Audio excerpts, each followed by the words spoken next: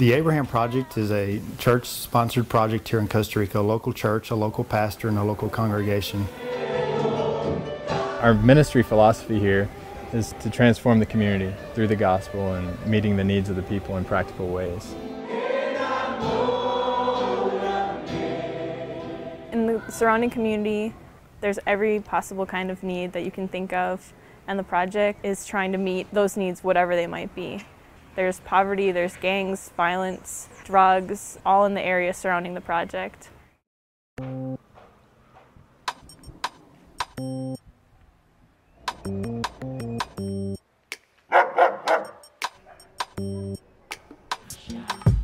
neighborhood's dangerous. It's a dangerous area, there's a lot of problems, there's a lot of need. The project is located in a marginal area. Marginal meaning that this community, even though maybe it looks safe, we have a lot of gang activity. Violence and poverty. People just having no hope, so what do they do with their life? They turn to prostitution, drugs, and the things that really end up breaking the person, breaking the families, and breaking the community. Studies about poverty show that those that suffer most in an impoverished family is the child. The children that we receive at the project have suffered all sorts of abuse. We receive children that are hungry, that do not have clothing, they do not have the means to take showers. But even more than that, they've been subjected to exploitation, abuse, physical, sexual, emotional. What we're hoping to do at the Abraham Project is to heal their hearts and their bodies and address specific needs that each child has.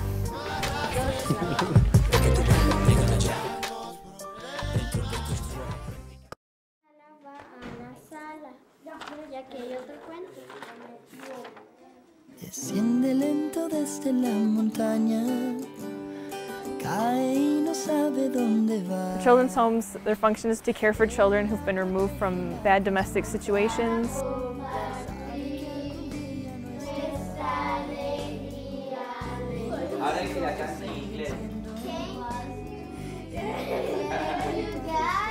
We've got a case of 4 siblings, 2 boys and 2 girls. They're very awesome little kids, but you know, when you hear their background and their story, they've come from extreme poverty. They slept on floors. When the house parents would get up in the morning to wake them up, they'd actually be sleeping on the floor because they were not accustomed to sleeping in beds.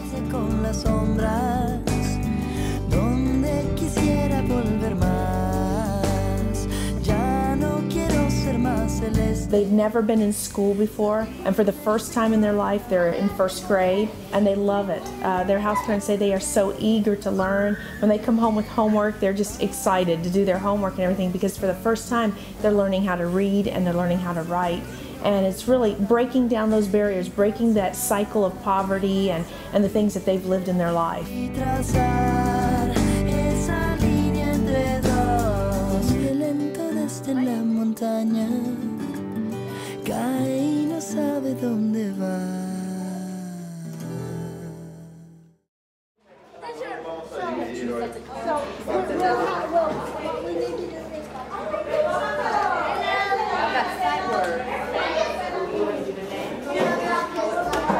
Currently, we reach out to over 100 children in the daycare.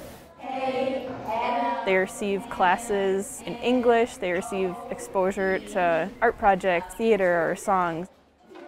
All these kind of stimulations for kids that they wouldn't necessarily receive if they were just left at home or on the street. Green, yellow, blue. Ooh.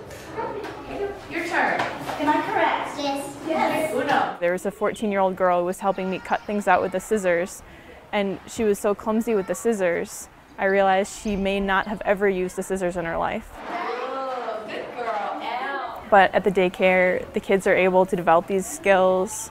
They're able to be stimulated and learn and develop social skills with other children, and basically just have the opportunities to develop like every kid should have that opportunity.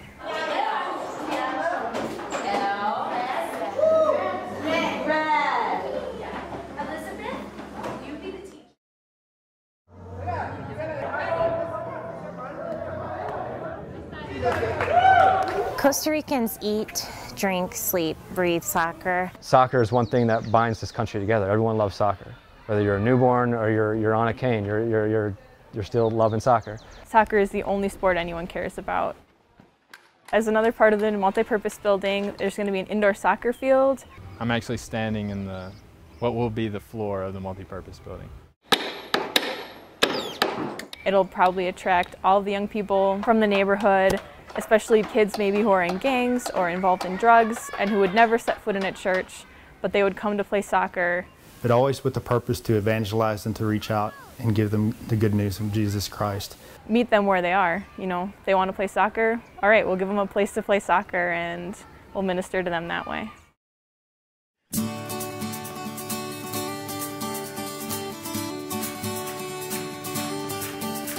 The church, when it started back in 1997, was under 10 members.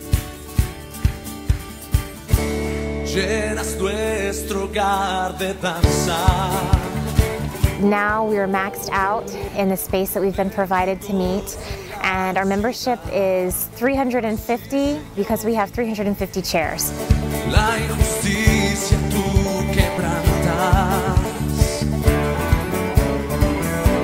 God has provided every step of the way because it's not like those of us that work at the project are millionaires or have all this money to donate. We're just volunteers. The project is always in need of volunteers. We rely very heavily on our teams to donate their time and services. Teams who come down as high school, senior class trips. We've had teams come down through college campus ministries, families, any group from the United States that wants a place to volunteer will be here waiting.